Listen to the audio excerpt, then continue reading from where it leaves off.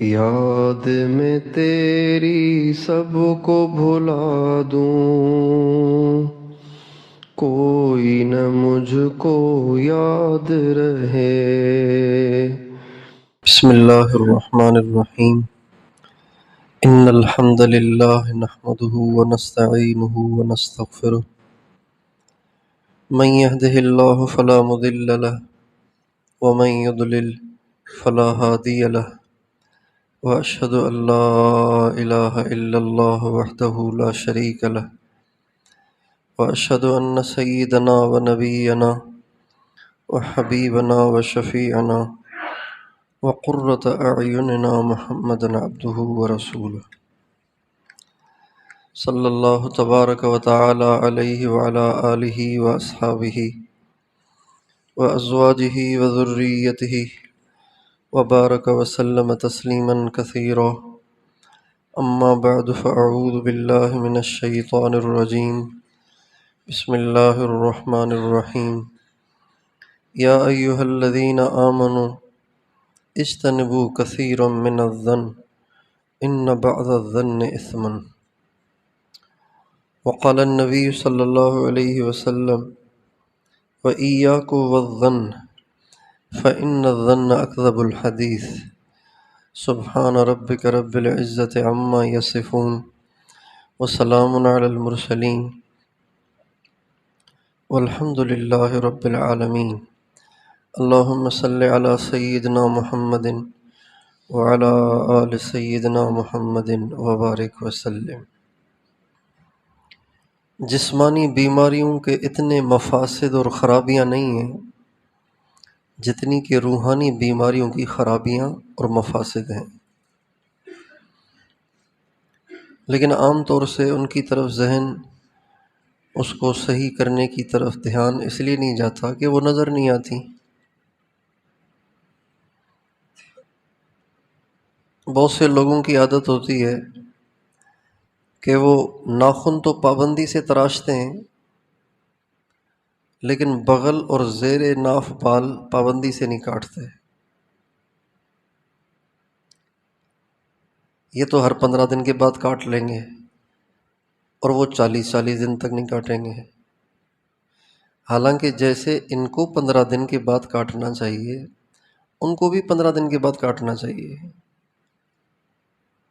لیکن وہ نظر نہیں آتے، یہ نظر آتے ہیں۔ یہ بڑے ہوں گے تو بدنامی ہوگی، وہ بڑے ہوں گے تو چھپے ہوئے ہیں، کسی کو پتہ ہی نہیں چلے گا۔ بہت سے لوگ کپڑے تو بار بار بدلتے ہیں، بنیان نہیں بدلتے، حالانکہ جسم کے ساتھ زیادہ تو بنیان لگا ہوتا ہے نا۔ اگر کپڑوں میں بدبو ہو تو بنیان میں تو اور زیادہ بدبو ہوگی، لیکن بنیان نہیں بدلتے اس لیے کہ وہ نظر نہیں آتی، یہ نظر آتے ہیں۔ تو بالکل اسی طرح سے وہ عیوب جو نظر آتے ہیں اس کو انسان دور کرنے کی کوشش میں رہتا ہے، اور جو نظر نہیں آتے ان کو دور کرنے کی کوشش نہیں کرتا۔ کیوں؟ اس لیے کہ ذہن یہ ہے کہ لوگوں کی نظروں میں برے نہ بنے ہم، اللہ کی نظروں میں برا بن جائے تو کوئی حرج نہیں، یہ ذہن بنا ہوا ہے۔ اس لیے اندر کی برائیاں ہلکی معلوم ہوتی ہیں اور باہر کی برائیاں زیادہ بری اور بھاری معلوم ہوتی ہیں، لیکن جنہیں صرف اللہ کو خوش کرنے کی فکر ہوتی ہے اور جن کا واسطہ صرف اللہ سے ہوتا ہے، جن کا مقصود صرف اللہ ہوتا ہے، جن کا مطلوب صرف اللہ ہوتا ہے، تو ان کو باطنی بیماریوں کو دور کرنے کی فکر بہت ہوتی ہے، بلکہ بعض دفعہ تو ظاہری عیوب سے بھی زیادہ ان کی فکر ہوتی ہے۔ اس لیے باطنی بیماریوں کی فکر لگانے کے لیے سب سے پہلے تو یہ ذہن بنانا پڑے گا کہ مجھے راضی کس کو کرنا ہے، کس کو راضی کرنا ہے۔ لوگوں کو کہ انسان کہ اللہ کو، لوگوں کی خوشنودی حاصل کرنی ہے یا اللہ کی، یہ پہلے طے کرنا ضروری ہے۔ اگر یہ طے نہ کیا تو پھر یہی ہوگا، پھر ظاہری برائیاں دور کرنے کی فکر رہے گی کہ یار لوگ کیا کہیں گے، بھائی ایسے مت کرو یار لوگ کیا کہیں گے، اور جو اندر میں گندگی بھری پڑی ہوگی، اندر میں جو غلاظتیں بھری پڑی ہوں گی، اس کی فکر ہی نہیں ہوگی۔ ظاہر میں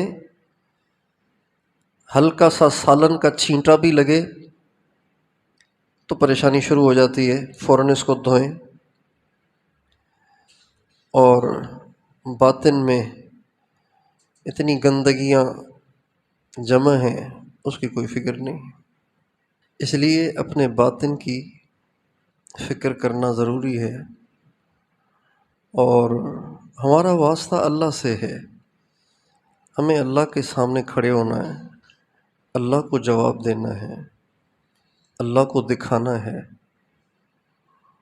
دنیا کے تمام انسان ہمیں اچھا کہیں لیکن اللہ کو ہم اچھے نہ لگیں تو اللہ کی قسم ہمارے سب کی نظروں میں اچھا ہونے کا کوئی فائدہ نہیں،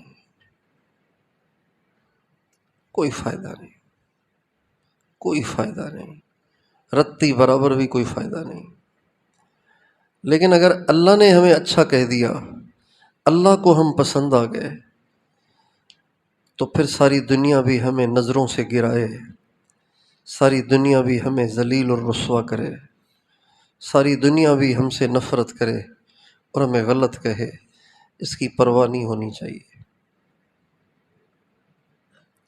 ایک بزرگ کہتے ہیں کہ میں نے دیکھا کہ رات کافی گزر چکی ہے، اندھیرا ہے، کوئی جنازہ ہے، اس کی چارپائی کو کچھ لوگ اٹھا کر لے جا رہے ہیں۔ میں قریب ہوا تو دیکھا کہ چارپائی کو اٹھانے والے 3 آدمی تھے، مرد تھے، ایک عورت تھی۔ مجھے بڑی حیرت ہوئی کہ اس جنازے کو کوئی چوتھا اٹھانے والا مرد بھی نہیں ملا، کہ چوتھا پایا چارپائی کا ایک عورت نے اٹھایا ہوا ہے۔ کہنے لگا میں گیا اور میں نے اس عورت سے کہا بڑی بہن آپ ہٹیں میں پکڑ لیتا ہوں۔ چنانچہ وہ پایا میں نے پکڑ لیا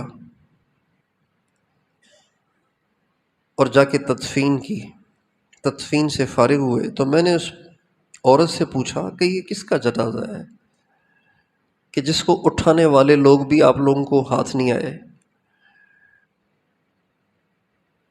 کہا یہ میرا بیٹا تھا اور یہ ہجڑا تھا، ہجڑا، نہ مرد تھا، نہ لڑکی نہ لڑکا، سادہ سا تھا بالکل، لوگ اس سے بہت نفرت کرتے تھے۔ میرا بیٹا تھا، لوگ اس سے بہت نفرت کرتے تھے۔ اب یہ بیمار ہوا، فوت ہو گیا، تو اس کا جنازہ بھی اٹھانے کے لیے کوئی نہیں آیا۔ یہ 3 آدمی اللہ ان کو خوش رکھے آ گئے تھے۔ اب 3 سے تو جنازہ نہیں اٹھے گا نا، چارپائی کے تو 4 پائے ہوتے ہیں، تو اس لیے مجبوراً پھر مجھے کندھا دینا پڑا۔ لوگ میرے بیٹے سے اتنی نفرت کرتے تھے کہ اس کے جنازے تک میں بھی نہیں آئے۔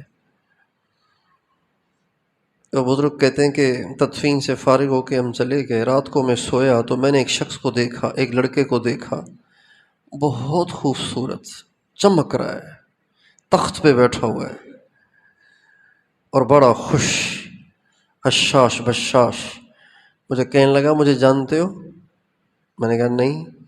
کہنے لگے جس کا تم نے آج جنازہ پڑھا ہے نا، میں وہی ہوں۔ تو ان کا میں نے تو کچھ اور سنا تھا، میں نے تو سنا تھا کہ آپ بہت ہی ہلکے آدمی تھے اور سارے آپ سے نفرت کرتے تھے۔ کہنے لگے بس اسی وجہ سے اللہ نے مجھے بخش دیا کہ چلو مخلوق تجھ سے نفرت کرتی تھی، میں تو نہ کروں، کیونکہ دنیا مجھ سے نفرت کرتی تھی، اس لیے اللہ نے مجھ پہ رحم کر لیا۔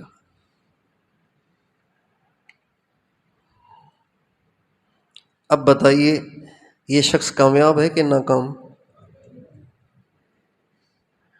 اور اگر دنیا میں بڑی واہ واہ تھی، بلے بلے تھی، اور بڑا پروٹوکول تھا، دائیں بائیں لوگ تھے، ہٹو بچوں کے شور تھے، لیکن موت مرتے ہی ٹھکائی شروع ہو گئی، تو کیا فائدہ اس بلے بلے کا؟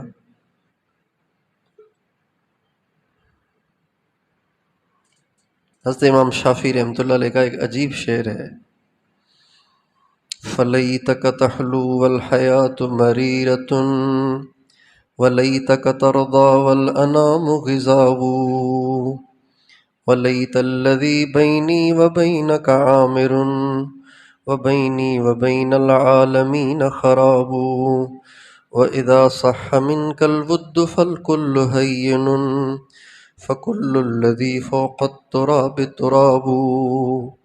اے اللہ کاش کہ آپ میٹھے ہوں اور ساری دنیا کڑوی ہو، اس کا الگ ہی مزہ ہے۔ یہ مزے بھی مل رہے ہیں، وہ مزے بھی مل رہے ہیں، اس میں اتنا مزہ نہیں ہے۔ مزہ اس میں ہے کہ صرف اللہ میٹھا معلوم ہو، باقی ساری دنیا کڑوی معلوم ہو۔ اور اے اللہ کاش کہ آپ ناراض ہوں اور ساری دنیا آپ مجھ سے راضی ہوں اور ساری دنیا مجھ سے ناراض ہو۔ اس میں جو مزہ ہے نا، وہ اس میں نہیں ہے کہ ادھر بھی بلے بلے ہو رہی ہے، اللہ بھی راضی ہے۔ یہ ایک صاحب حال کا حال ہے۔ ہمیں نہیں مانگنا چاہیے کہ ساری دنیا ہمیں برا کہے اور اللہ ہمیں اچھا کہے، ہمیں نہیں مانگنا چاہیے یہ۔ ہمیں تو وہ مانگنا چاہیے جو ہمارے نبی نے ہمیں سکھایا ہے: یا اللہ اپنی نظروں میں چھوٹا کر، اوروں کی نظروں میں اچھا کر۔ عافیت مانگنی چاہیے۔ لیکن جو سچے ہوتے ہیں نا، جو اللہ کے طالب ہوتے ہیں، ان کو اس کی پرواہ نہیں ہوتی کہ لوگ کیا کہہ رہے ہیں۔ وَلَيْتَ الَّذِي بَيْنِي وَبَيْنَكَ عَامِرٌ وَبَيْنِي وَبَيْنَ الْعَالَمِينَ خَرَابُ۔ اے کاش کہ تجھ سے معاملات درست ہوں اور ساری دنیا سے میری بگڑی ہوئی ہو۔ وَإِذَا صَحَّ مِنْكَ الْوُدُّ فَالْكُلُّ هَيِّنٌ فَكُلُّ الَّذِي فَوْقَ التُّرَابِ تُرَابُ۔ بس تیری طرف سے اگر مجھے محبت ملتی رہے نا، تو پھر مجھے کسی کی پرواہ نہیں، اس لیے کہ مٹی کے اوپر جو کچھ ہے وہ سب مٹی ہی ہے۔ اس لیے یہ اخلاص کی علامت ہے کہ جتنا ظاہری بدنامی کے کاموں سے بچنے کی فکر ہے، اتنی ہی باطنی بیماریوں سے بچنے کی بھی فکر ہو۔ یہ اخلاص کی علامت ہے۔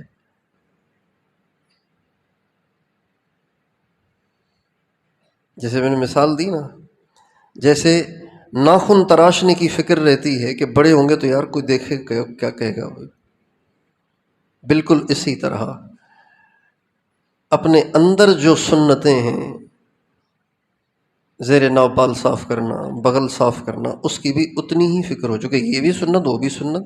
ہاں لوگوں کو دکھانے کے لیے کریں گے تو پھر وہ کریں گے، یہ نہیں کریں گے۔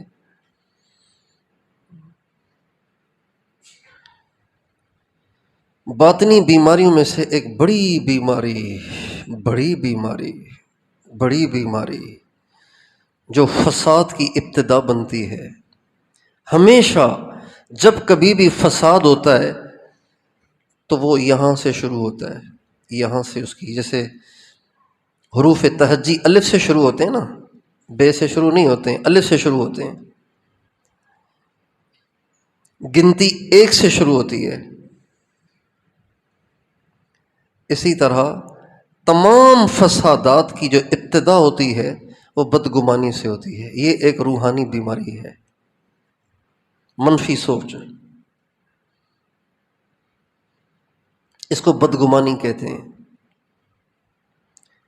قرآن مجید میں اللہ تعالیٰ نے نام لے کر اس سے بچنے کا حکم دیا ہے، نام لے کر۔ بعض چیزوں کا اللہ نے نام لیا ہے، بعضوں کا نام نہیں لیا، پھر ان کے نام احادیث میں آئے ہیں۔ لیکن یہاں اللہ نے اس برائی کا نام لیا ہے، یا ایہا الذین آمنوا اجتنبوا کثیرا من الظن ان بعض الظن اثم، اے ایمان والو بہت بدگمانیاں کرتے ہو، اجتنبوا کثیرا من الظن، بہت بدگمانی سے بچو، ان بعض الظن اثم، اس لیے کہ بعض گمان جو تمہارے ہوتے ہیں نا یہ بدگمانی کہلاتے ہیں، اور یہ بدگمانی گناہ ہے۔ ایک گمان ہے، گمان اچھا بھی ہوتا ہے برا بھی ہوتا ہے، گمان اچھا بھی ہوتا ہے برا بھی ہوتا ہے۔ بعض لوگوں کو عادت ہوتی ہے، ان کی عادت ہوتی ہے ہر ایک کے بارے میں رائے قائم کرنے کی، ہر ایک کے بارے میں ٹوہ لگا کے اندر تک پہنچنے کی ان کی عادت ہوتی ہے۔ اچھا، یہ ان کی عادت ہوتی ہے۔ جس کو دیکھیں گے اچھا کیا دیکھا بھائی تم نے، خواہ ہوں کر رہے ہو، ان کی عادت ہوتی ہے۔ اللہ تعالیٰ فرماتے ہیں یا ایہا الذین آمنوا اجتنبوا کثیرا من الظن، بہت بدگمانیاں، بہت گمان نہ کیا کرو، اس لیے کہ گمانوں میں سے بعض گمان گناہ ہیں، اور وہ گمان کون سا ہے؟ وہ بدگمانی ہے۔ یہ بھی گمان ہے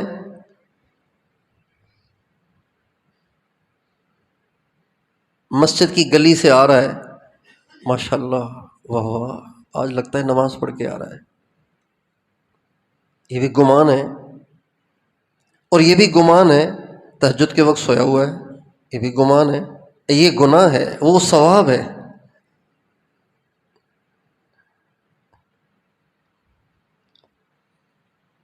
بدگمانی روحانی مرض ہے، اور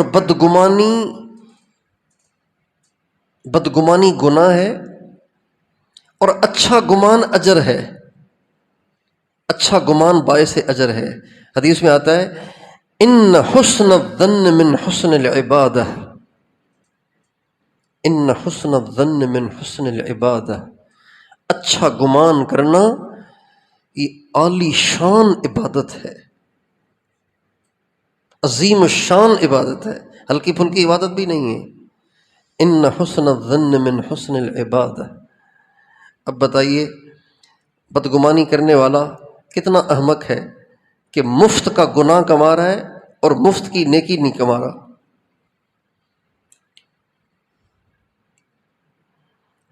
تہجد کا ٹائم ختم ہو رہا ہے، 5:35 پہ مثلا آپ اٹھے 5 بجے، جب آپ اٹھے تو پاس والا خراٹے لے رہا ہے۔ اب یہ بھی گمان ہو سکتا ہے ابھی تک نہیں اٹھا، ابھی تک بھی نہیں اٹھا، باقی ٹائم کیا بچا ہے؟ یہ تو شکر ہے میری اللہ کے ہاں کوئی قبولیت تھی کہ اللہ نے مجھے اس وقت میں اٹھا دیا۔ یہ بدگمانی ہو گئی، یہ گناہ، خواہ گناہ کما لیا اس نالائق نے۔ اور اگر اٹھا اور سوچا، یہ ہے نا لوگ، دیکھو نا 2 بجے پڑھ کے سوئے ہیں، ماشاءاللہ، ہماری تو اللہ کی شان آنکھ ہی نہیں کھلتی، وہ کیا کریں، ابھی بھی الارم آدھے گھنٹے سے بجتا رہا ہے، مشکل سے آنکھ کھلی ہے۔ یہ جو گمان کیا نا یہ اجر ہے اور عظیم شان عبادت ہے۔ کا ارشاد ہے وَإِيَّاكُمْ وَالظَّنَّ فَإِنَّ الظَّنَّ أَكْذَبُ الْحَدِيثِ۔ ہمارے نبی نے کچھ ہی چیزیں ہیں جن سے دور رہنے کے لیے یہ والا محاورہ استعمال کیا ہے، وَإِيَّاكُمْ،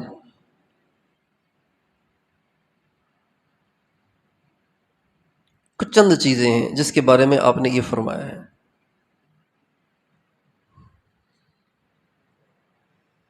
ورنہ عام طور سے اس سے بچو، اس سے بچو، اس سے بچو، اس سے بچو، اس سے بچو، یہ نہیں کرنا، یہ نہیں کرنا، یہ بری بات ہے، یہ بری بات ہے، یہ بری بات ہے، اس طرح سے چند چیزیں ہیں جس کے بارے میں آپ نے فرمایا وَإِيَّاكَ۔ ایاک کا مطلب یہ ہوتا ہے کہ ایاک کے بعد جس کا تذکرہ کیا جاتا ہے نا، وہ چیز کوئی بہت ہی خطرناک ہوتی ہے، بہت خطرناک، ہلکی خطرناک نہیں، بہت خطرناک ہوتی ہے، تب کہتے ہیں ایاک۔ ایک آدمی جا رہا ہے تو کانٹے دار جھاڑی راستے میں پڑی ہوئی ہے، وہ بے خیالی میں جا رہا ہے تیزی تیزی، تو اس کو یہ نہیں کہیں گے ایاک،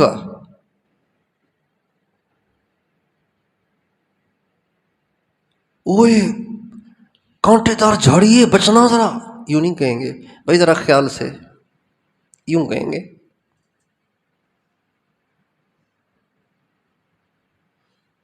کوئی راستے میں پتھر اینٹ پڑی ہوئی ہے تو یہ نہیں کہیں گے ایاک بچنا، اینٹ ہے تباہ ہو جاؤ گے، ایسے تو نہیں کہیں گے نا، اینٹ سے تباہ ہوگا کیا آدمی، ٹھوکر لگے گی، زیادہ سے زیادہ خراش آئے گی، یوں نہیں کہیں گے۔ لیکن اگر آگے شیر بیٹھا ہے، شیر، تو کہیں گے وہ ایاک والاسد، بچو شیر ہے آگے، آگے بڑھے تو پھاڑ کے رکھ دے گا۔ تو ایاک کے بعد اس چیز کا ذکر کیا جاتا ہے جو بہت مہلک ہوتی ہے، بہت خطرناک ہوتی ہے۔ آپ علیہ السلام فرماتے ہیں وَإِيَّاكَ وَالظَّنَّ فَإِنَّ الظَّنَّ أَكْذَبُ الْحَدِيثِ، بدگمانی سے بچنا، یہ سب سے جھوٹی بات ہے، اکذب الحدیث، یہ سب سے جھوٹی بات ہے۔ حالانکہ صحیح بھی ہو سکتی ہے، حالانکہ صحیح بھی ہو سکتی ہے، آپ نے جو دیکھا کہ 5 بجے تک بھی نہیں اٹھا، ہو سکتا ہے کہ نہ ہی اٹھا ہو، سچی بھی ہو سکتی ہے، لیکن حضور فرما رہے ہیں نہیں، فَإِنَّ الظَّنَّ أَكْذَبُ الْحَدِيثِ، یہ سب سے جھوٹی بات ہے جو تم سوچ رہے ہو۔ یہ ایک علاج مل گیا امتی کو کہ جب کبھی بھی کسی کے بارے میں منفی سوچ پیدا ہونے لگے تو اپنے آپ سے کہو جھوٹ بول رہے ہو تم، نہیں ہے ایسے، اپنے آپ سے کہیں۔ سارے فسادات کی ابتدا یہاں سے ہوتی ہے، بہت سارے گھرانے ٹوٹ گئے بدگمانی کی وجہ سے۔ ہمارے رشتہ داروں میں سے ایک عورت کا مجھے میسج آیا، کہنے لگی میں بہت پریشان ہوں۔ میں نے کہا خیر؟ کہنے لگی میرا خاوند کی وجہ سے پریشان ہوں۔ مسئلہ کیوں؟ وہ تو بڑے نیک آدمی ہیں، بڑے اللہ والے یار، ماشاءاللہ بہت اچھے آدمی ہیں، اتنے نیک آدمی، اعمال والے۔ کہنے لگے نہیں نہ پوچھیں آپ۔ میں نے کہا کیوں؟ کہنے لگی وہ عورتوں سے بہت باتیں کرتے ہیں۔ میں نے ان سے بات کی، میں نے کہا بھی پتہ چلا ہے کہ ماشاءاللہ آج کل لڑکیوں سے رابطے ہیں، خیر تو ہے؟ کیا ہوا؟ وہ ڈاکٹر تھے تو وہ ہنسنے لگ گئے، کہنے لگے اچھا آپ کو بھی کہا ہے؟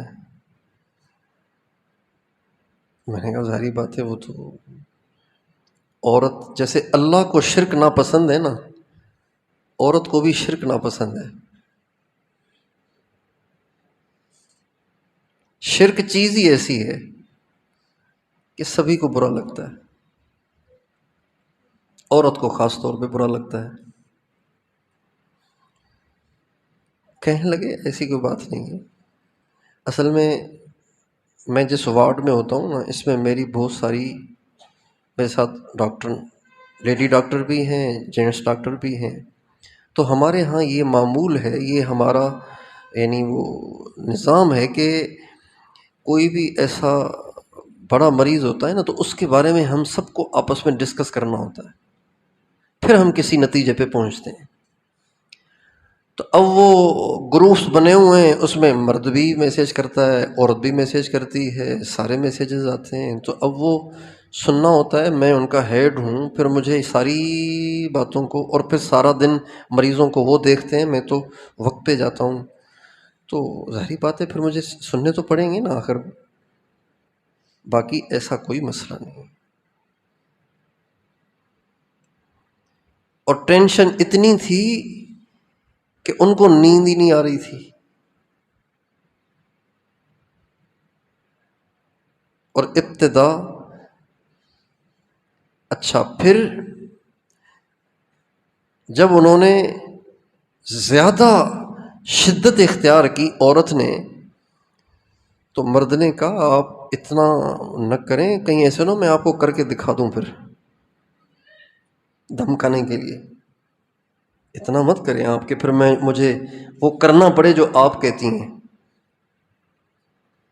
اس لیے آپ مجھے زیادہ وہ نہ کریں، ایسا کوئی مسئلہ، میں قسم کھانے کے لیے تیار ہوں، میں قسم کھاتا ہوں، آپ پھر بھی یقین نہیں کرتی ہیں۔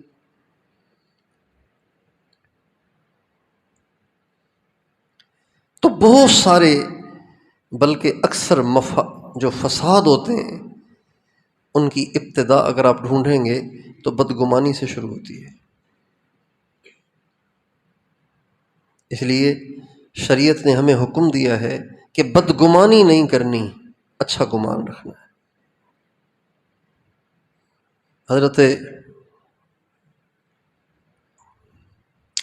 حضرت شقیق بلخی رحمۃ اللہ علیہ فرماتے ہیں کہ میں حج پہ جا رہا تھا، تو راستے میں ہمارا جو قافلہ تھا اس میں ایک لڑکا تھا صوفی قسم کا، نہ کسی سے بات نہ کچھ، اکیلے نہ کوئی سامان نہ کوئی توشہ۔ حضرت شقیق بزرگ تھے، اور جو اپنے آپ کو بزرگ سمجھ لیتے ہیں پھر ان کو فکر لگ جاتی ہے کہ سب کو ٹھیک کرنا ہے، اور ان کو پھر کمیاں زیادہ نظر آتی ہیں۔ اس لیے اپنے آپ کو بزرگ سمجھنا ہی فساد ہے، اپنے آپ کو اچھا اور نیک اور بنا ہوا اور سنورا ہوا سمجھنا ہی بڑی بربادی ہے۔ حضرت شقیق بلخی فرماتے ہیں کہ اس لڑکے کو میں نے دیکھا تو مجھے خیال آیا کہ یہ بیچارہ کوئی جاہل صوفی معلوم ہوتا ہے، ابھی یہ ایسے ہی ملنگوں کی طرح سے نکل پڑا ہے، ابھی یہ سب کے لیے بوجھ بنے گا، پھر مانگتا پھرے گا، دل کا سوال کرے گا، زبان کا سوال کرے گا، اور ان کے لیے بوجھ بنے گا۔ تو فرمانے لگے کہ میں نے سوچا کہ جا کے اس کو سمجھاؤں، بچے اتنا بزرگ مت بنو، ذرا طریقے سے چلو، یہ میں نے سوچا۔ فرمانے لگے جوں ہی میں اٹھا نا، وہ تو دور بیٹھا تھا، اٹھا تو انہوں نے دور سے کہا وَاجْتَنِبُوا كَثِيرًا مِّنَ الظَّنِّ، اجتنبوا كَثِيرًا مِّنَ الظَّنِّ إِنَّ بَعْضَ الظَّنِّ إِثْمٌ، یہ کہہ کے سر جھکا لیا۔ میں نے کہا ارے یہ کیا، میں تو ابھی گیا ہی نہیں ہوں، ابھی سوچا ہی تھا، اور اس کو میرے دل کے گمان کا پتہ چل گیا، بڑا کوئی اللہ والا ہے یار یہ۔ کہنے لگے بس میں ابھی اسی پریشانی میں تھا کہ یہ کون ہے، یہ کیسے پتہ چلا اس کو۔ نگاہ اٹھائی تو وہ نظر ہی نہیں آیا پھر مجھے۔ پھر راستے میں ایک جگہ میں نے دیکھا نماز پڑھ رہا ہے، تو میں بھی قریب بیٹھ گیا فاصلے پہ۔ جب نماز سے فارغ ہوا، سلام پھیرا، نماز میں بہت رو رہا تھا، نماز کے بعد سلام پھیرا، کہنے لگے میں بیٹھا تھا دور، تو میں اٹھا کہ جا کے میں معذرت کروں، بھئی میں نے بدگمانی کی تھی آپ سے۔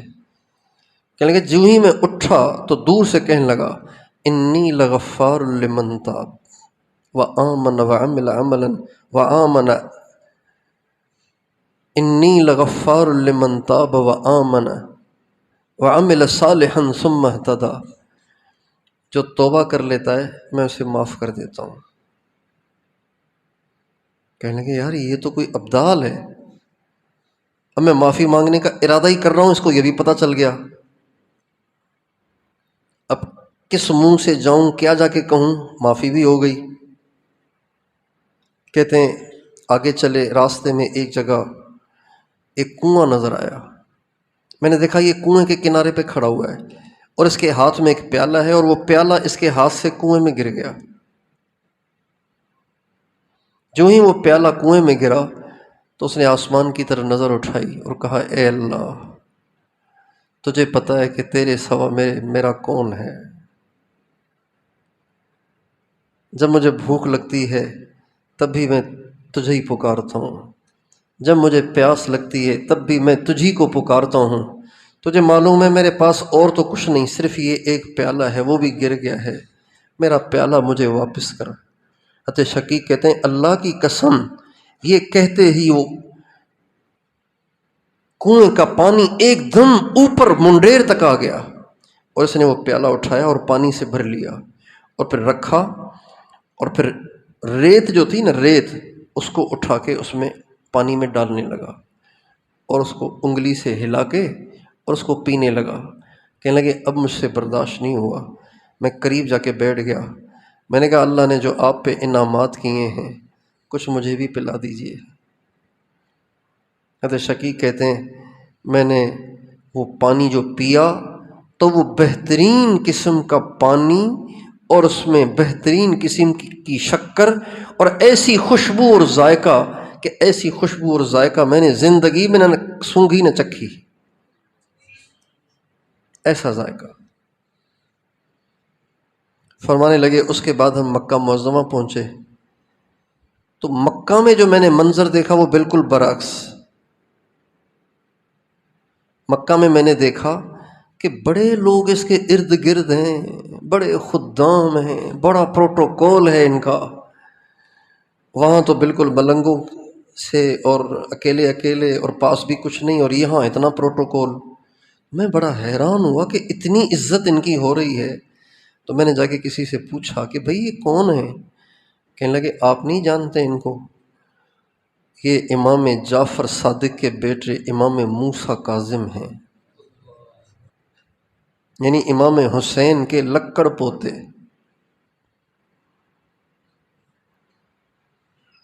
یا سکڑ پوتے، امام حسین، امام زین العابدین بیٹے، امام باقر پوتے،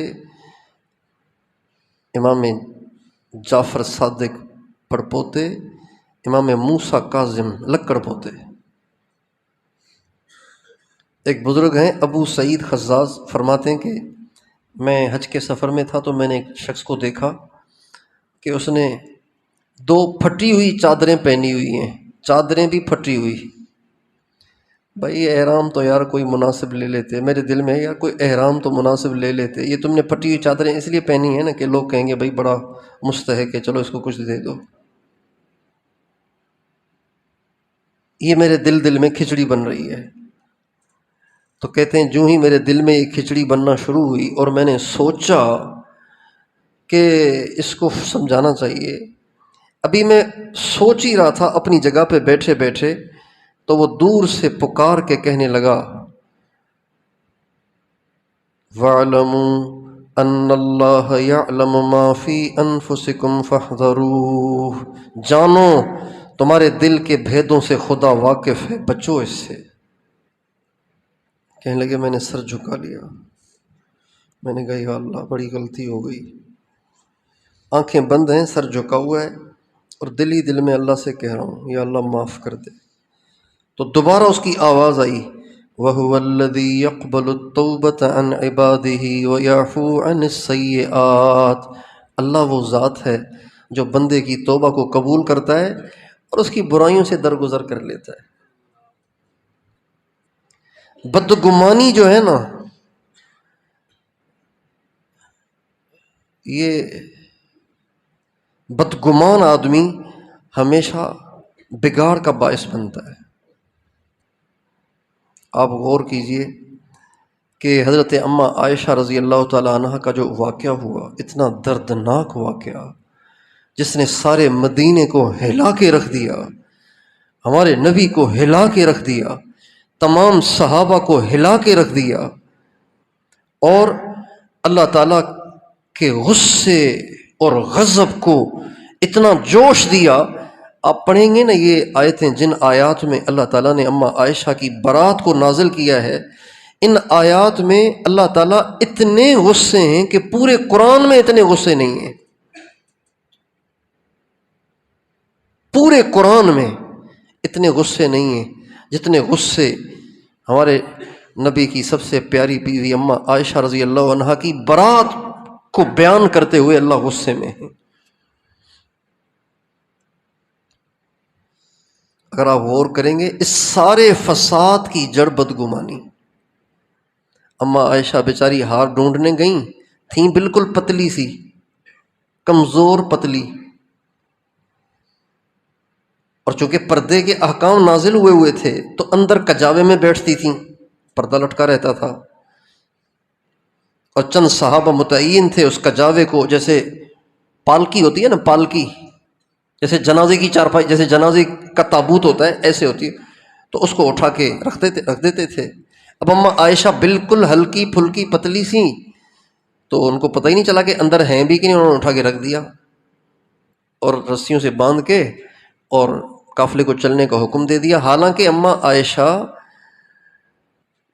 قضائے حاجت سے گئی تھیں، پھر واپس بھی آ گئی تھیں، پھر ہار دیکھا، ہار نہیں تھا، موتیوں کا ہار تھا، نگینوں کا، وہ گم ہو گیا تھا، تو جلدی سے سوچا کہ جلدی سے بھاگ کے جاؤں اور جا کے وہ ہار اٹھا کے لے آؤں، اور وہ ہار چونکہ ٹوٹ گیا تھا، اس کے نگینے بکھر گئے تھے، تو ان کو جمع کرنے میں تھوڑا سا ٹائم لگ گیا۔ واپس آئیں تو قافلہ جا چکا تھا، اور وہیں آ کے بیٹھ گئیں۔ سمجھداری کی بات یہ کہ وہیں بیٹھ گئیں۔ جب کوئی گم ہو جائے نا کہیں تو اس کو چاہیے کہ وہیں بیٹھا رہے۔ ایک دفعہ میری امی مجھ سے گم ہو گئی بیت اللہ شریف میں، اوفو، 2 دفعہ گم ہوئی، ایک دفعہ بیت اللہ شریف میں، ایک دفعہ مسجد نبوی میں، مختلف سفروں میں۔ اب میں ڈھونڈ ڈھونڈ کے تھک گیا، ان کو کہا تھا کہ آپ یہاں بیٹھیں، اب وہ ہے نہیں وہاں پہ، کیا کروں یا اللہ، کیا کروں کیا کروں۔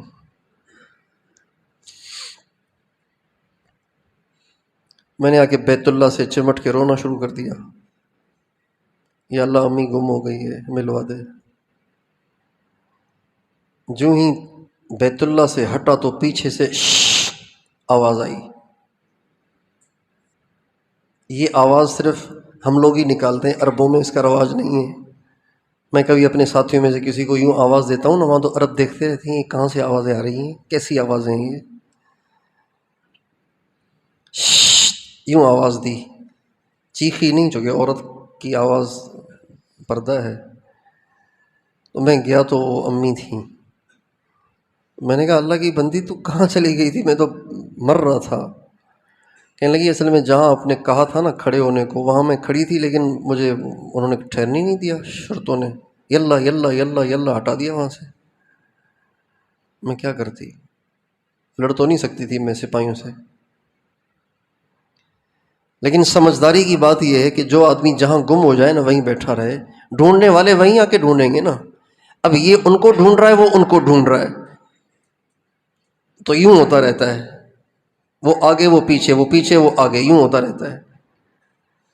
اماں عائشہ نے سمجھداری سے کام لیا اور وہیں بیٹھ گئی، اور سوچا کہ ڈھونڈنے آئیں گے تو یہیں آئیں گے۔ اب سفر کی تھکی تھکائی حضرت اماں عائشہ چادر اوڑھ کے، نیند کا غلبہ ہوا، وہیں لیٹ گئیں۔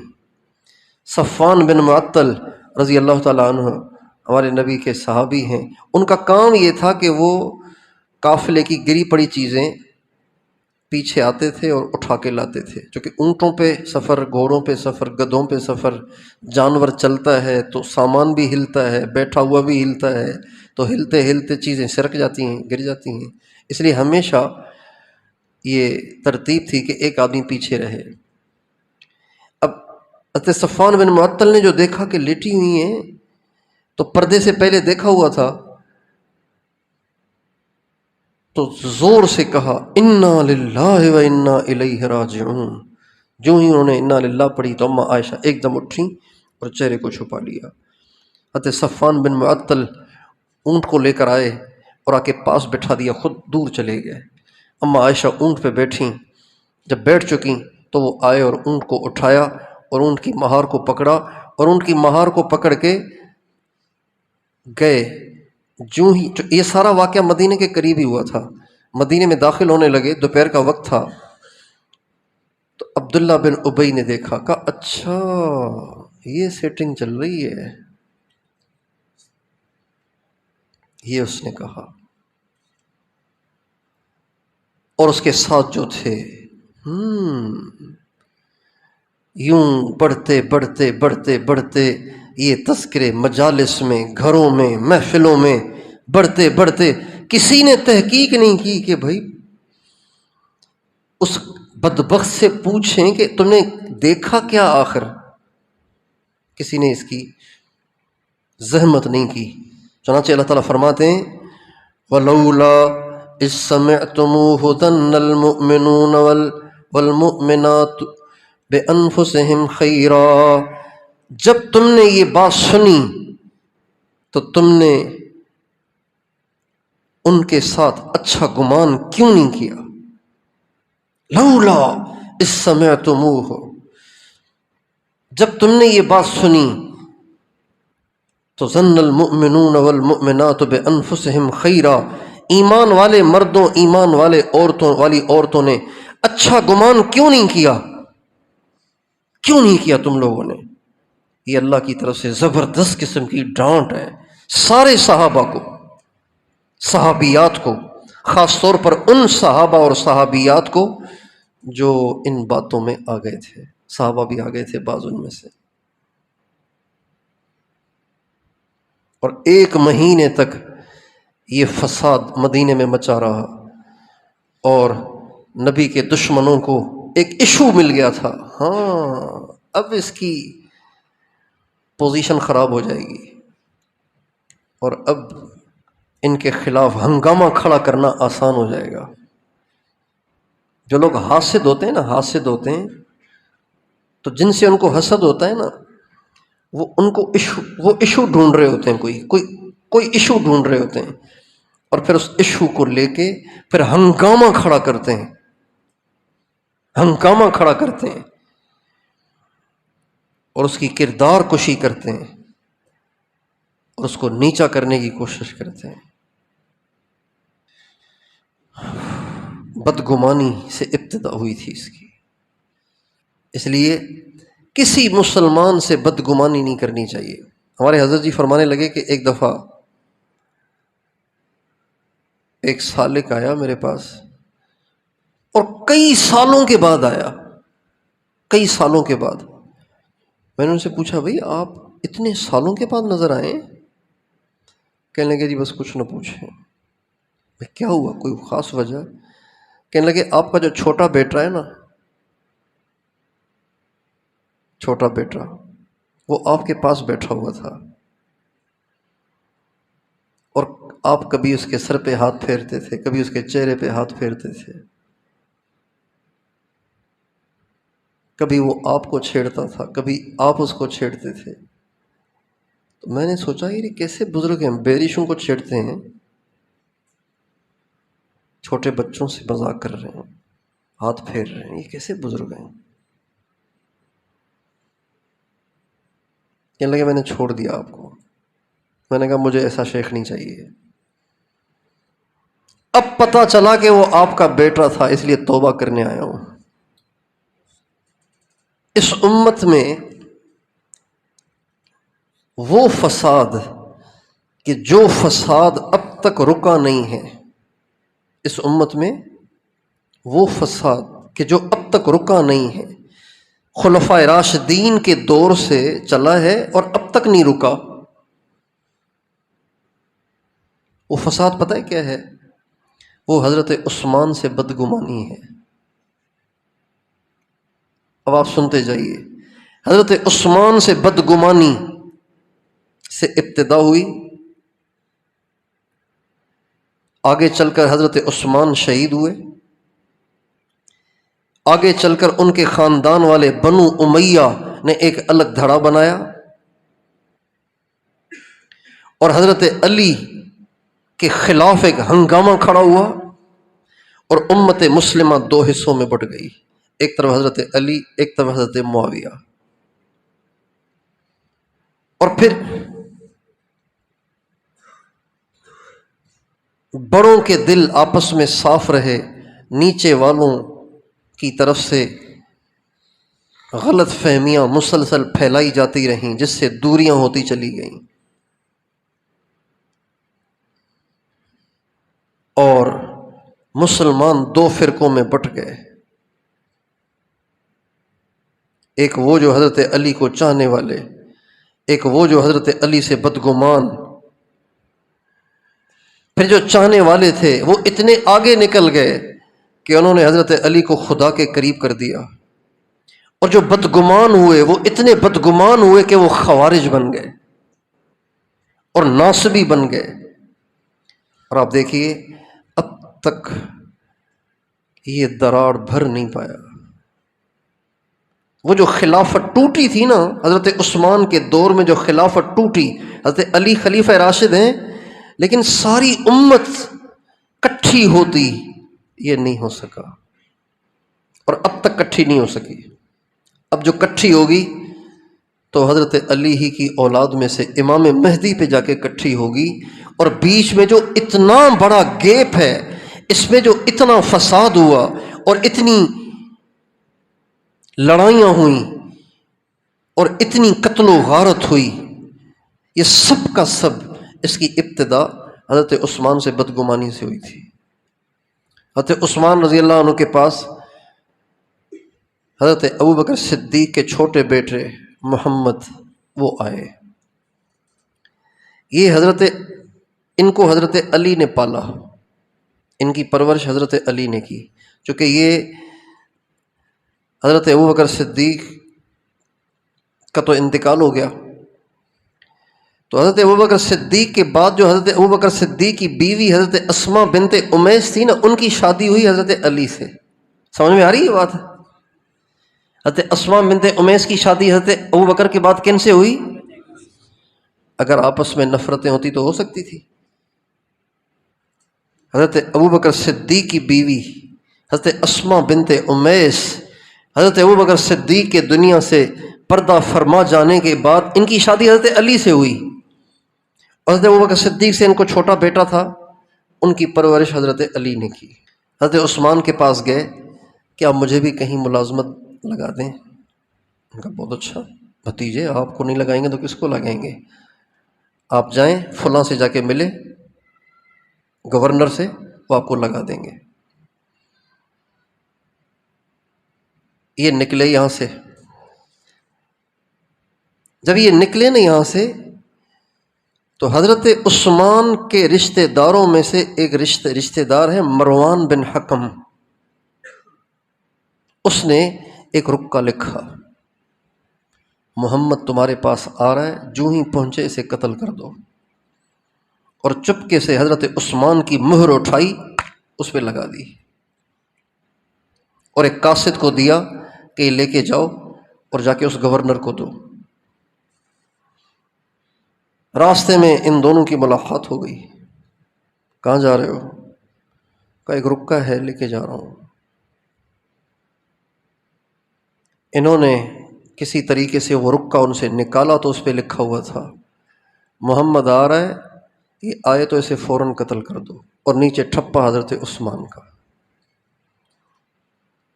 یہاں سے شروع ہو گیا کام۔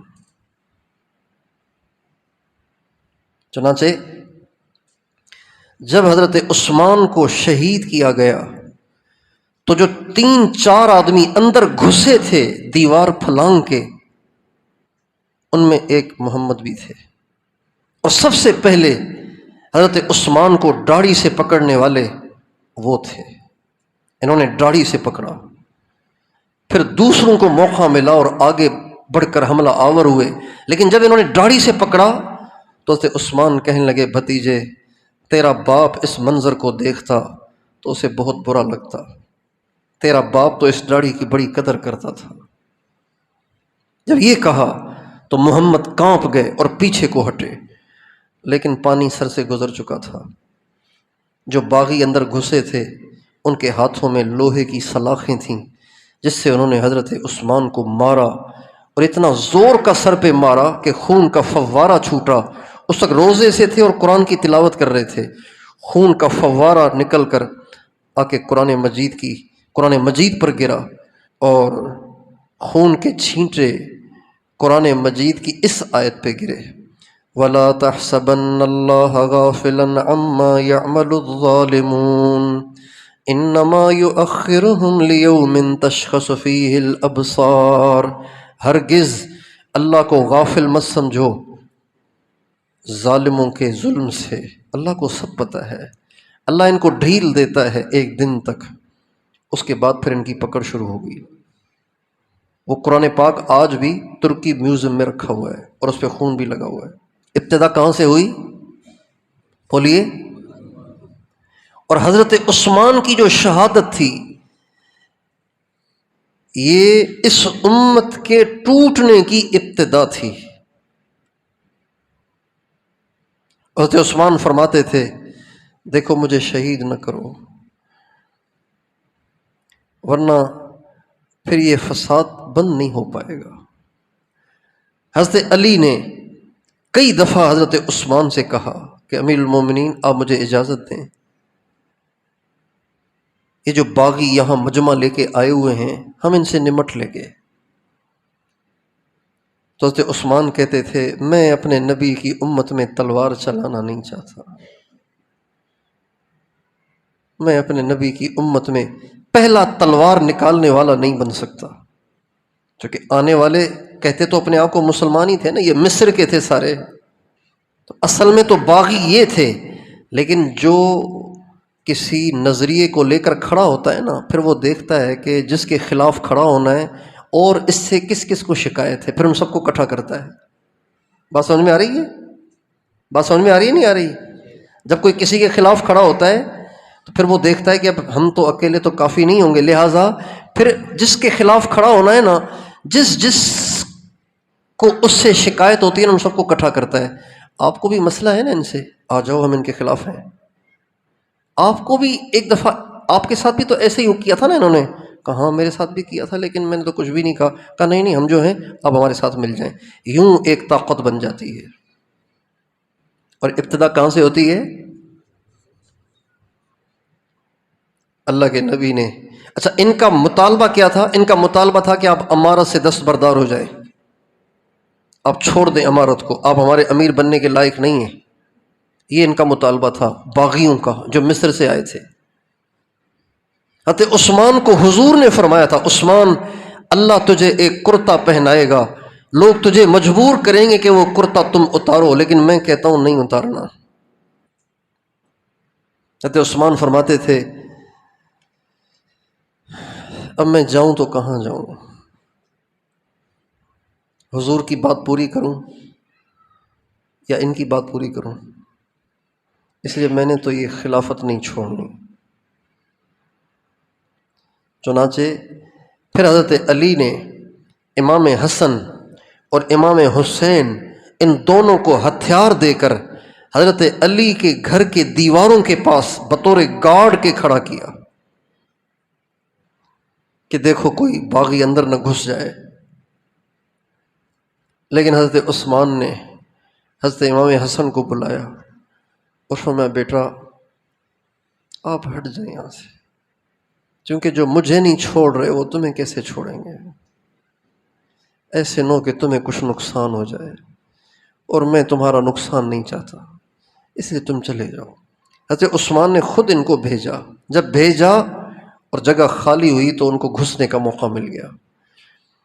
جب حضرت علی کو بتایا گیا کہ حضرت عثمان شہید ہو گئے تو چیخ اٹھے، چونکہ لوگوں کو گمان یہ تھا کہ اس میں علی کا بھی ہاتھ ہے، چونکہ محمد ان کے ساتھ مل گئے تھے نا، اور ان کی پرورش حضرت علی نے کی تھی، تو لوگوں کو یہ گمان تھا کہ علی بھی ملے ہوئے ہیں ساتھ۔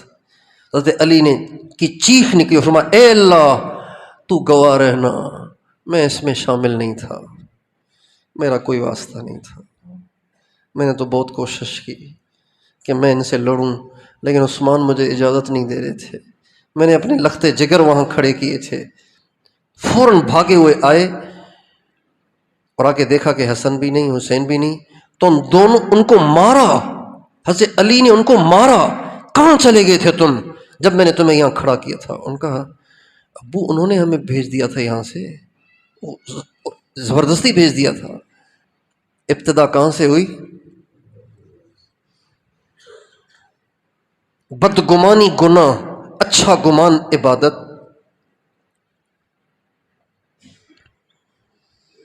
اس لیے ہمیں بدگمانی سے بچنا ہے، اللہ تعالیٰ سے دعا کرنی ہے کہ اللہ تعالیٰ ہمیں بدگمانی سے نجات دے۔ ہم ہر ایک سے بدگمانی کر کر کے اپنے دلوں کو خراب کرتے رہتے ہیں، ایسی یہ لت لگ گئی ہے بدگمانی کی۔ اب اس سے نجات کیسے ہو؟ حدیث میں آتا ہے، حضرت ابو ہریرہ فرماتے ہیں کہ بدگمانی سے نجات کا طریقہ یہ ہے، ایک تو قرآن والی بات آ گئی، فَإِنَّ الظَّنَّ أَكْذَبُ الْحَدِيثِ، اپنے آپ کو جھٹلائیں، جھوٹ بول رہے ہو تم، بدگمانی کو حضور نے جھوٹ کہا ہے، تم جھوٹ بول رہے ہو، اپنے آپ سے کہیں۔ ایک تو یہ علاج ہو گیا۔ دوسرا علاج حضرت ابو ہریرہ کی حدیث میں وہ فرماتے ہیں بدگمانی سے بچنے کا طریقہ یہ ہے کہ جب آپ کو کسی کے بارے میں ایسا کوئی گمان پیدا ہو جائے تو اب مزید تحقیق نہ کریں۔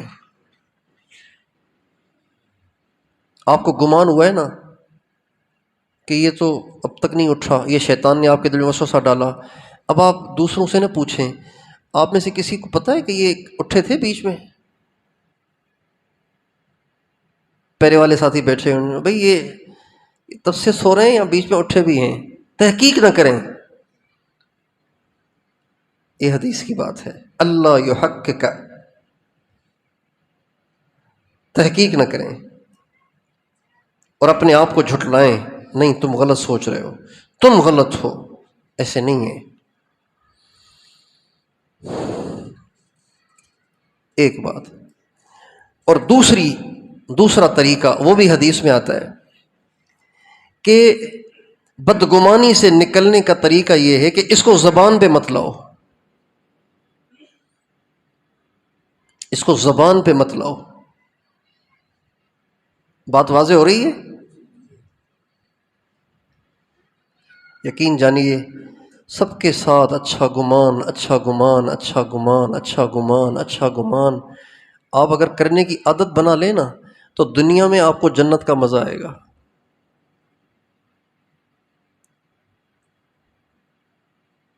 کیونکہ اس میں یہ کمی، اس میں یہ کمی، اس میں یہ کمی، اس میں یہ کمی، یہ چیزیں ٹینشن بن جاتی ہیں، دل کو سیاہ کرتی ہیں، طبیعت کی بشاشت کو برباد کر دیتی ہیں۔ ماشاءاللہ یہ بھی اچھا، یہ بھی اچھا، یہ بھی اچھا، یہ بھی اچھا، طبیعت کھل جاتی ہے۔ اس لیے خواہ بدگمانی کر کے گناہ نہ کمائیں، بلکہ اچھا گمان کر کے مفت میں نیکیاں کماتے رہیں، مفت میں۔ اور جس کام کی وجہ سے اس سے بدگمانی ہوئی ہے اس کی اچھی تعویل کرنے کی کوشش کریں، اچھی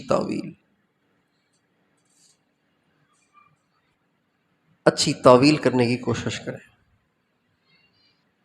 یوں ہوگا، یوں ہوگا، یوں ہوگا، یوں ہوگا۔ اور اگر اتنا دماغ نہیں ہے تو بس اپنے آپ کو جھٹلا دیں، بس نہیں تمہیں نہیں پتہ، غلط مت سوچو۔ اور آخری بات بطور علاج کے بدگمانی سے، وہ بھی حدیث میں آتا ہے، آپ علیہ السلام نے حضرت ابو ذر غفاری سے فرمایا، ابو ذر تجھے اپنی عیب بینی اوروں کے عیوب پر نظر کرنے سے روک دے۔ کیا مطلب؟ اپنے عیوب اتنے دیکھا کر کہ دوسرے کے عیوب کو دیکھتے ہوئے شرم آئے۔ یہ جو امتحانات ہوتے ہیں نا مدرسے میں،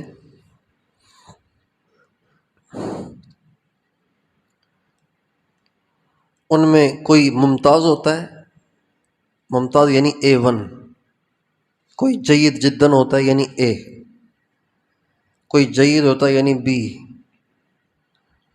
کوئی راسب ہوتا ہے یعنی فیل۔ اب ایک آدمی فیل ہو گیا ہے اور دوسرا آیا ہے B گریڈ میں، تو بتائیے جو فیل ہوا ہے اس کو B گریڈ والے کی کمی نظر آئے گی؟ بولیے، ہیں؟ یہ نالائق دیکھو کتنی باپ محنت کرتا ہے، کتنا خرچہ کرتا ہے، آیا ہے B گریڈ میں، بڑا نالائق ہے۔ مانے کا ضمیر یہ ملامت کرے گا کہ کیوں؟ اس لیے کہ اس بیچارے کو اپنے فیل ہونے کا اتنا غم ہے کہ اس کو بی والا خوش قسمت نظر آ رہا ہے. یار یہ کتنا خوش، کم از کم پاس تو ہو گیا نا. سبحان اللہ، میں تو فیل ہو گیا. بس یہ بات ہے، اپنے عیوب اتنے سامنے ہوں کہ دوسرے کی بدگمانی تو کیا، کمی، واضح کمی بھی نظر آئے گی نا، پھر بھی انسان کے دل میں کمی نہیں آئے گی. واضح کمی بھی نظر آئے گی نا، پھر بھی کمی نہیں آئے گی. ابھی تو ہم ویسے ہی اٹکلوں پہ اوروں کو حقیر جانتے رہتے ہیں، بدگمانیاں اٹکلوں پہ، اندازوں پہ. تو اپنے عیوب پہ ہمیشہ نظر رہے، اپنی کمیوں پہ ہمیشہ نظر رہے. اور یہ بھی اللہ سے مانگنا چاہیے کہ اللہ تعالیٰ ہمیں اس کی توفیق دے کہ ہمارے عیوب ہمارے سامنے رہیں، ہم اندھے نہ ہو جائیں. اندھا ہونا ہے اوروں کے عیوب سے، اپنے عیوب سے اندھا نہیں ہونا ہے. اپنے عیوب پہ تو ہمیں چشمے لگانے ہیں، چشمے لگانے ہیں، دوربین رکھنی ہے، مائکروسکوپ رکھنا ہے کہ ہلکی سی بھی برائی نظر آئے تاکہ نکالنے کی آدمی فکر کرے. اوروں کے لیے پٹیاں باندھنی ہیں اور اپنے لیے مائکروسکوپ رکھنا ہے، دوربین بھی رکھنی ہے، چشمے بھی پہننے ہیں تاکہ کوئی کمی ہم سے اوجھل نہ ہو جائے اور اسی کمی کے ساتھ ہم مر کے اللہ کی ناراضگی کا باعث نہ بن جائے. ہمارا معاملہ الٹا ہے، اپنی اچھائیاں نظر آتی ہیں، اوروں کی برائیاں نظر آتی ہیں. یہ الٹا معاملہ ہے. اس کو ہم نے ٹرن کرنا ہے، پھیرنا ہے اس کو. اپنی برائیاں اوروں کی اچھائیاں، اپنی برائیاں اوروں کی اچھائیاں.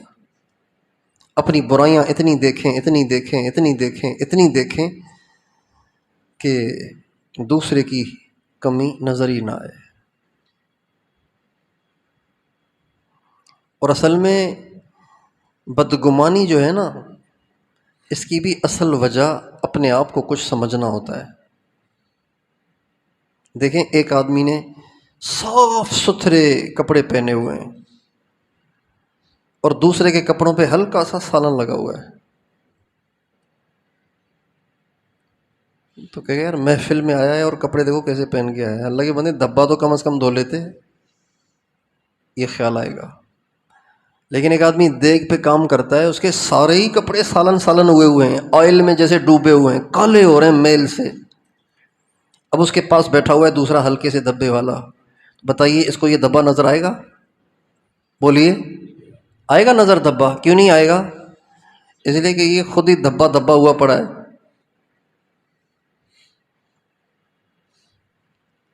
تو یہ بھی بدگمانی سے نکلنے کا ایک علاج ہے کہ اپنی کمیوں کا خوب استحضار رہے.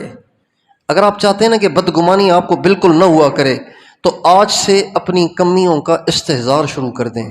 کاغذ قلم لے لیں، مجھ میں کیا کیا مسائل ہیں، یہ بھی ہے، یہ بھی ہے، یہ بھی ہے، یہ بھی ہے، یہ بھی ہے، یہ بھی ہے، یہ بھی ہے، یہ بھی. یار یہ تو میں تو مریض لا علاج بنا ہوا ہوں، اتنی کمیاں، اور باہر میں بڑا بزرگ بنا ہوا ہوں. ہمارے ایک بزرگ تھے حضرت مولانا یوسف لدھیانوی صاحب رحمۃ اللہ علیہ. ایک دفعہ ایک پروگرام تھا، اس میں بہت سے علماء تھے، وہ بھی تھے. ایک عرب آئے ہوئے تھے، عرب عالم، اور ان کے ہاں داڑھی رکھنے کا اتنا اہتمام نہیں ہے. تو اور وہ بھی ان کے بعض ہیں جنہوں نے یہ فتوے دیے ہیں کہ کوئی فرض نہیں ہے یہ، جبکہ تمام انبیاء کو داڑھی تھی، ہمارے نبی کو بھی داڑھی تھی، سارے صحابہ کو داڑھی تھی. داڑھی تو رکھنا مرد کی شان ہے.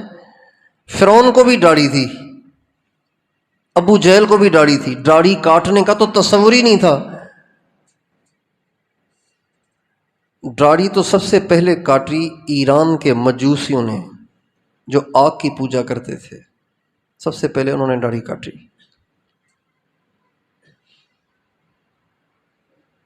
اب وہ جو عالم آئے اور آ کے اسٹیج پہ بیٹھے ہوئے تھے، اب سارے ہمارے اتنے بڑے بڑے بزرگ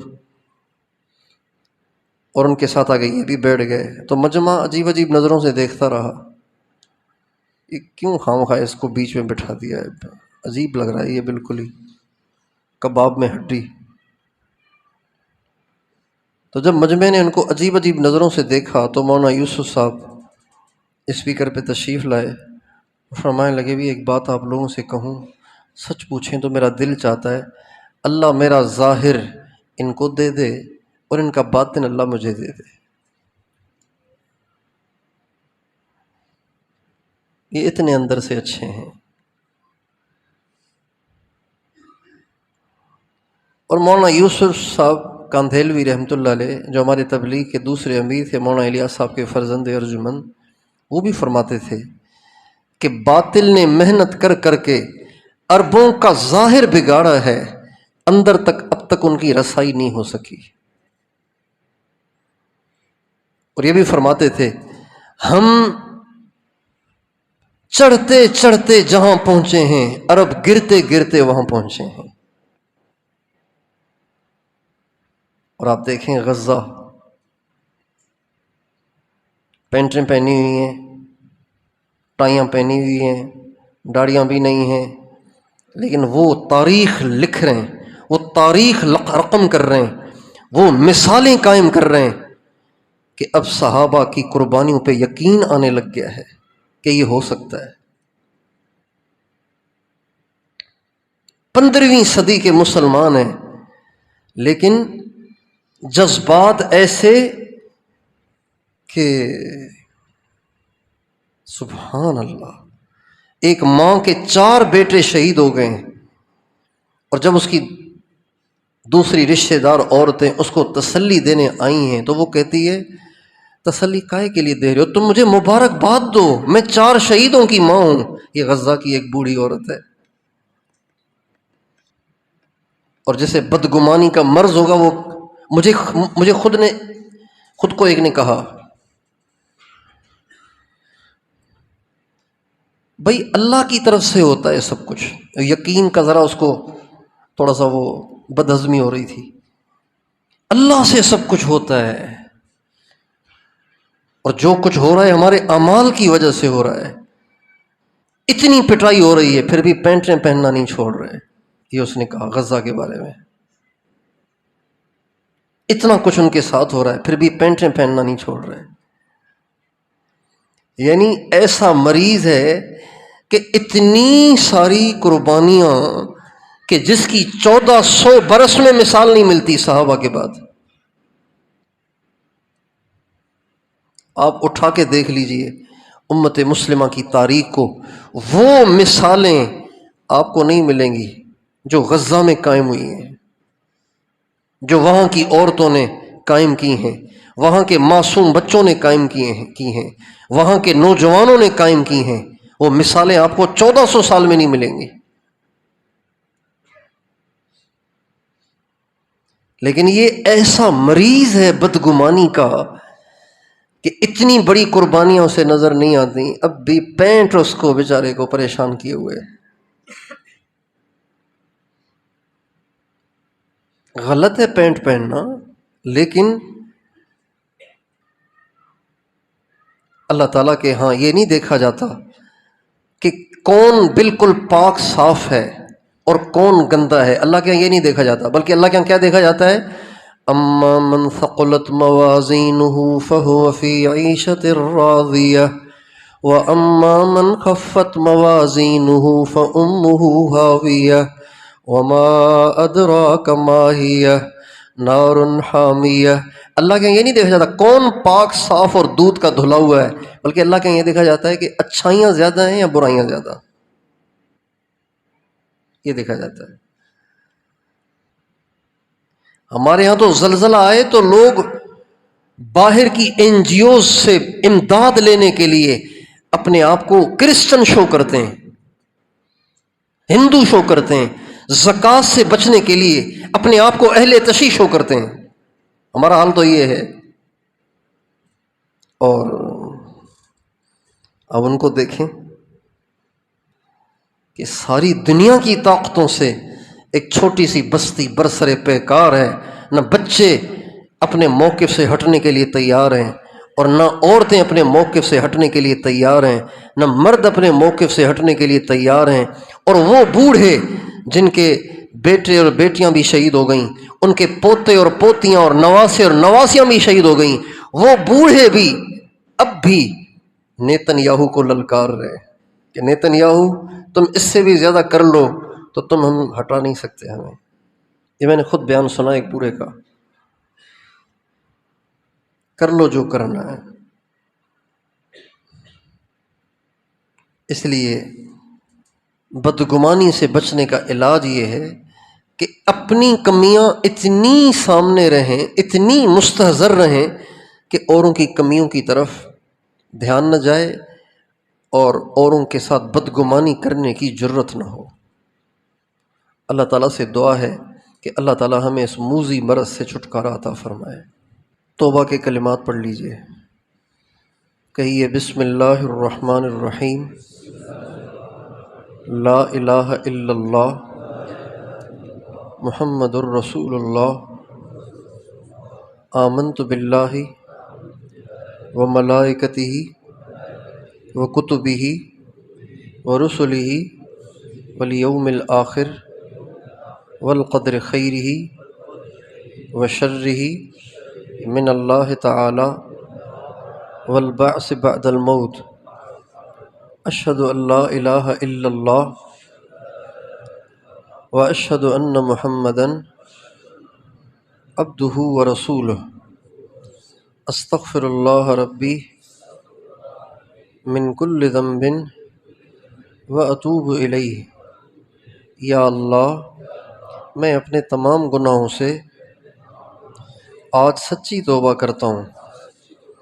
یا اللہ میں اپنے تمام گناہوں سے آج سچی توبہ کرتا ہوں. یا اللہ میں اپنے تمام گناہوں سے آج سچی توبہ کرتا ہوں. میری توبہ کو قبول فرما. بیعت کی میں نے سلسلہ نقشبندیہ، مجددیہ میں اور سروریہ میں اور قادریہ اور چشتیہ اور سہروردیہ میں. یا اللہ ان تمام سلسلوں کی برکت سے مجھے اپنی اور اپنے پیارے نبی کی سچی محبت عطا فرما. میرے ظاہر اور باطن کی اصلاح فرما. میرے ایمان کی حفاظت فرما. ان کلمات کے کہنے سے ہم توبہ طائب ہو گئے. آج تک جو گناہ ہو گئے تھے وہ سب معاف ہو گئے. صرف مخلوق کے حقوق باقی ہیں جو ہمیں ادا کرنے ہیں. چند اعمال ہیں جس کی ہمیں پابندی کرنی ہے. ان میں سے ایک عمل روزانہ استغفار اور درود شریف کم از کم 100 دفعہ صبح شام پڑھنا. دوسرا عمل روزانہ قرآن شریف کی توجہ دھیان سے تلاوت کرنا. تیسرا عمل ہر وقت دل میں اللہ کا دھیان رکھنا کہ اللہ دیکھ رہا ہے، سن رہا ہے. اور چوتھا عمل جو سب سے اہم ہے وہ ہے مراقبہ. مراقبہ کہتے ہیں اللہ تعالیٰ کا ذکر کرنا خیال سے، زبان سے نہیں، خیال سے. اور اس کا طریقہ بہت آسان ہے. روزانہ کچھ دیر ساری دنیا سے لا تعلق ہو کر آنکھیں بند کر کے بیٹھ جائیں اور دل پہ توجہ رکھیں اور یہ تصور کریں کہ اللہ کی رحمت آ رہی ہے، میرے دل میں سما رہی ہے، میرے دل کی سیاہی دور ہو رہی ہے اور میرا دل کہہ رہا ہے اللہ اللہ اللہ. اس کو کہتے ہیں مراقبہ. یہ مراقبہ ہمیں روزانہ کرنا ہے اور خوب کرنا ہے. جتنا زیادہ کریں گے اتنا زیادہ فائدہ ہوگا. سارا سال اپنے عام زندگی میں اس کا وقت مقرر کریں. وقت مقرر دن میں 2 دفعہ کم از کم صبح شام تو ضرور کریں. اس کے علاوہ جب بھی موقع ملتا رہے، چاہے 2 منٹ 1 منٹ ہو، تو مراقبہ کر لیا کریں. اور باقی یہاں ہیں تو سارا دن ہی مراقبے کے لیے ہے. کوشش کریں زیادہ سے زیادہ کریں تاکہ دل کی غفلتیں دور ہوں. یہ اعمال بڑے عظیم الشان ہیں. آپ پابندی سے کریں گے تو چند دن میں آپ کو اپنے دل میں اللہ کی محبت محسوس ہوگی، زندگی میں سکون آئے گا، اور جتنے گناہ ہیں آہستہ آہستہ سب چھوٹ جائیں گے۔ دعا ہے کہ اللہ تعالی ہم سب کو اپنے مقبول بندوں میں شامل فرمائے، اور اللہ تعالی ہمیں محرومی سے محفوظ فرمائے۔